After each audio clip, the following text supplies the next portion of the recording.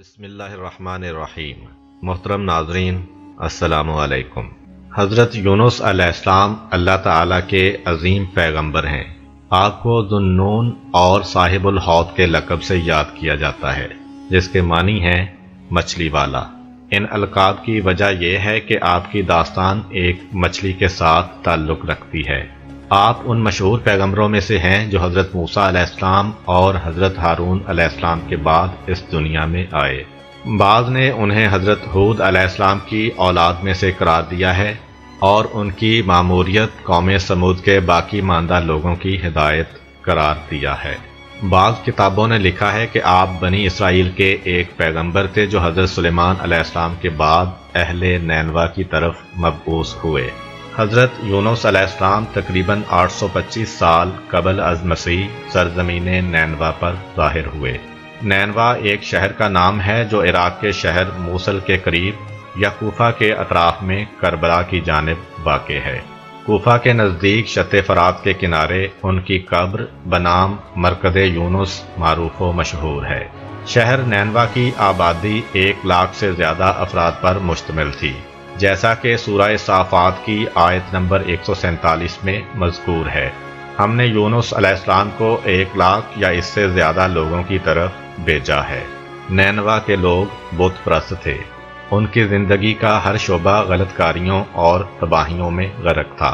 उन्हें एक रहबरो रहनुमा की ज़रूरत थी ताकि उन पर हुज्जत तमाम हो जाए और लोगों को सआदत व निजात की तरफ दावत दे।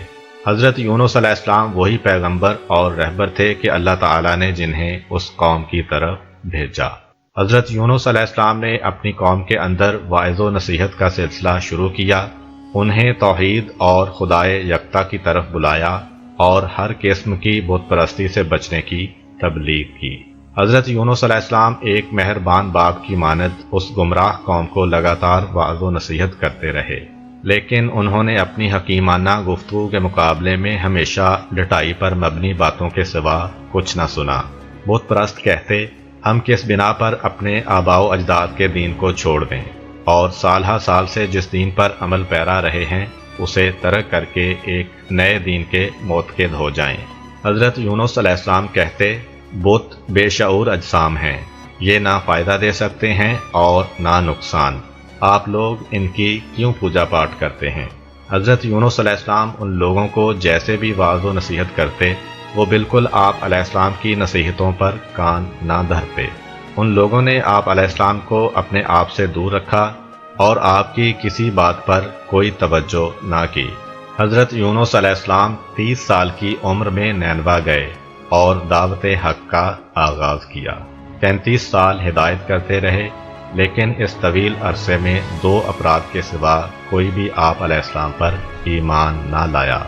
उनमें से एक हज़रत यूनुस अलैहिस्सलाम के कदीमी दोस्त और इल्म व नबुव्वत के ख़ानदान से ताल्लुक़ रखने वाले जनाबे रोबेल थे, और दूसरा एक आबिद व ज़ाहिद शख्स जिसका नाम तनोखा था, जो इल्म व दानिश से बेबहरा था।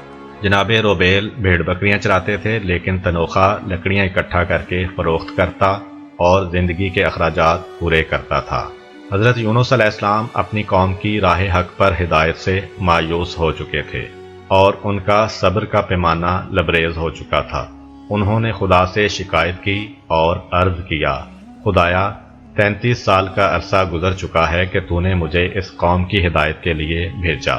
मैंने उन्हें दावत तौहीद दी और तेरे अजाब से डराया, लेकिन उन लोगों ने हमेशा मुझे झुठलाया और मेरे ऊपर ईमान नहीं लाए।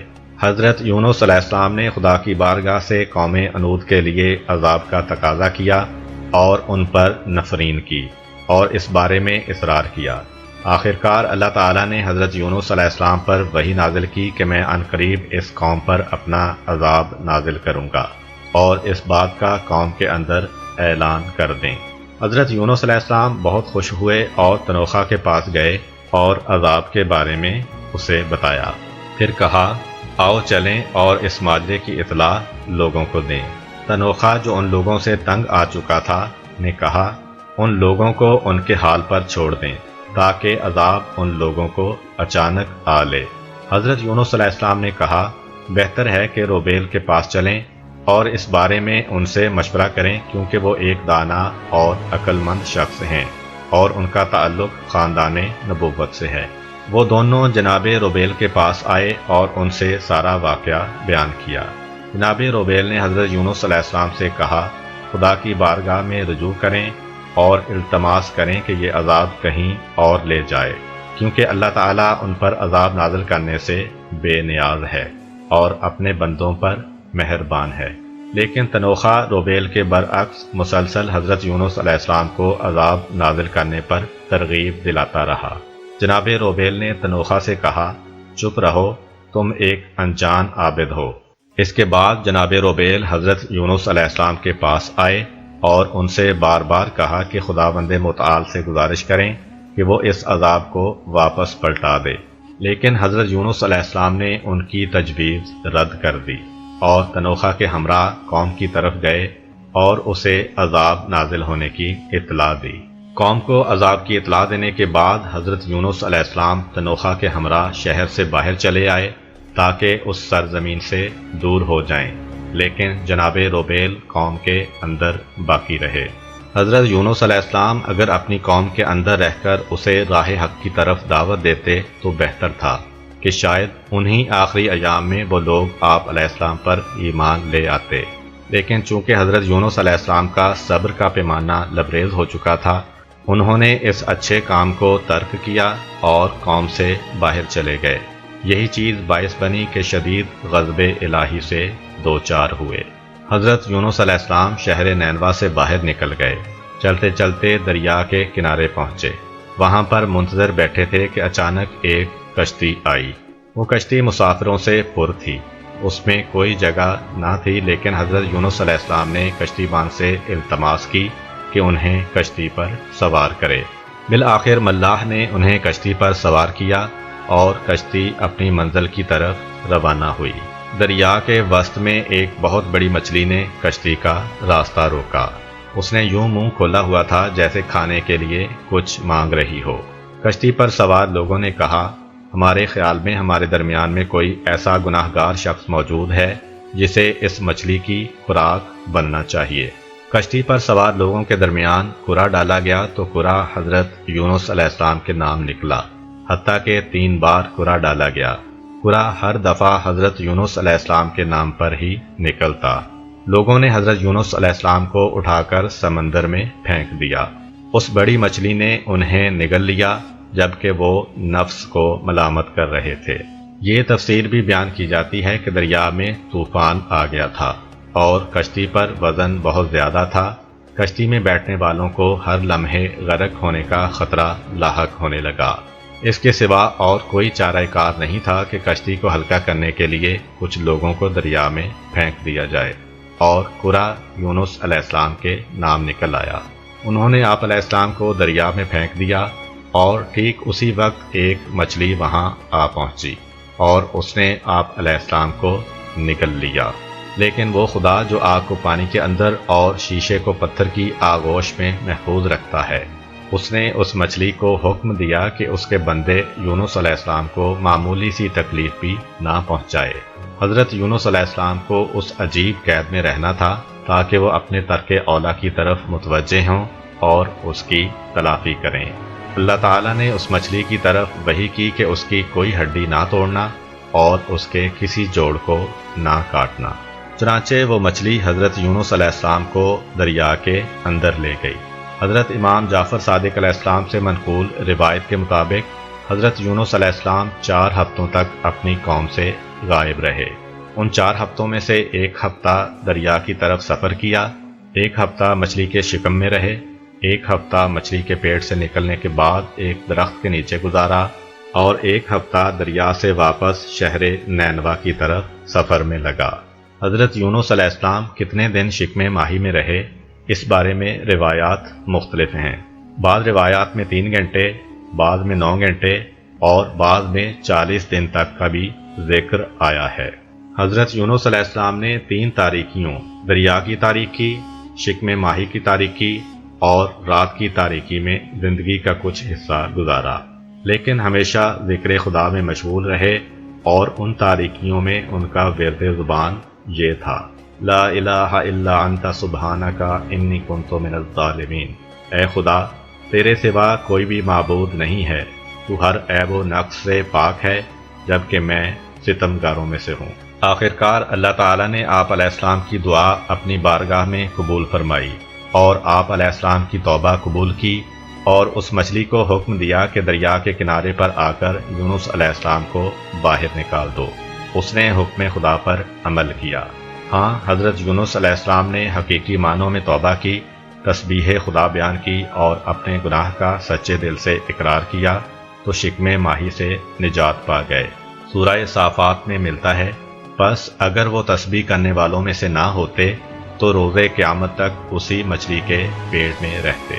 دوسری طرف جب حضرت یونس علیہ السلام کی قوم پر عذاب کا وقت آ گیا تو جناب روبیل پہاڑ کی بلندی پر گئے اور بلند آواز سے لوگوں کو مطلع کیا، اے لوگو، عذاب کا دن قریب آ چکا ہے، میں تمہارے بارے میں دل سوز اور مہربان ہوں، ابھی تمہارے پاس وقت ہے، آؤ توبہ و استغفار کر لو تاکہ اللہ تعالیٰ اپنا عذاب تمہارے سروں سے ٹال دے۔ جناب روبیل کی تبلیغ کا لوگوں پر اثر ہوا، وہ ان کے پاس گئے اور کہا، ہم جانتے ہیں کہ آپ ایک حکیم و عالم اور دل سوز شخص ہیں، آپ کی نظر میں اب ہمیں کیا کرنا چاہیے کہ ہم پر عذاب نازل نہ ہو؟ جناب روبیل نے کہا، بچوں کو اپنی ماؤں سمیت اور اسی طرح حیوانات کو ان کے بچوں سمیت بیابان میں لے آئیں اور انہیں ایک دوسرے سے علیحدہ کر دیں۔ جب آپ لوگ مشرق سے آنے والا طوفان دیکھیں تو سب کے سب بلند آواز سے گریہ و زاری شروع کر دیں اور التماس و التجا کرتے ہوئے توبہ کریں، نیز خدا سے اس کی رحمت شامل حال ہونے کا تقاضا کریں۔ سب لوگوں نے جناب روبیل کی بات قبول کی۔ جس وقت عذاب الہی کی علامتیں ظاہر ہونے لگیں تو ان لوگوں نے گریہ و زاری کرنا شروع کیا اور خدا کی بارگاہ میں معافی مانگنا شروع کی۔ طلوع آفتاب کے وقت ان لوگوں نے اچانک دیکھا کہ زرد طوفان انتہائی تیزی سے چلنا شروع ہوا۔ انسانوں، حیوانوں، چھوٹے سے لے کر بڑے تک سب نے نالہ و فریاد بلند کیا، گویا کہ سب انسانوں نے حقیقی طور پر توبہ کر لی۔ جناب روبیل نے بھی ان لوگوں کی گریہ وزاری سنی اور دعا کی کہ اے پروردگار، اس قوم سے اس عذاب کو برطرف فرما۔ اللہ تعالیٰ نے ان کی توبہ قبول کی اور حضرت اسرافیل علیہ السلام کو حکم دیا کہ اس عذاب کو پہاڑوں کی طرف لے جا۔ جس وقت لوگوں نے دیکھا کہ ان کے سر سے عذاب ٹل چکا ہے تو خدا کی حمد و ثنا کرنے اور اس کا شکر بجا لانے میں مصروف ہو گئے۔ عذاب کے ٹل جانے کے بعد تنوخہ شہر واپس پلٹ آیا اور جناب روبیل سے کہا، میں نے خیال کیا تھا کہ عبادت کی وجہ سے آپ پر فضیلت رکھتا ہوں، لیکن اب سمجھا ہوں کہ علم کے ہمراہ تقوی علم کے بغیر زہد و تقوی سے بہتر ہے۔ اس کے بعد وہ عالم اور عابد دونوں دوست بن گئے اور اپنی قوم کے اندر رہ کر اسے ہدایت کرتے رہے۔ جس وقت مچھلی نے حضرت یونس علیہ السلام کو باہر نکالا، اس وقت آپ علیہ السلام کی حالت بالکل اس طرح تھی جس طرح کہ چڑیا کا ایک بے بالوں پر نوزائیدہ بچہ۔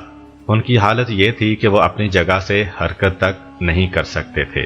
ان پر خدا کا لطف ہوا، اللہ تعالیٰ نے ساحل سمندر پر کدو کی بیل اگائی۔ حضرت یونس علیہ السلام اس کے سائے میں زندگی بسر کرتے رہے، کیونکہ ان کا بدن بیمار اور خستہ حال اور ان کا جسم کمزور و ناتواں تھا۔ ساحل کی دھوپ انہیں تکلیف پہنچاتی تھی، لہذا ان کے لیے ایک نرم و گداز اور لطیف قسم کے لباس کی ضرورت تھی تاکہ ان کے بدن کو اس کے نیچے آرام حاصل ہو۔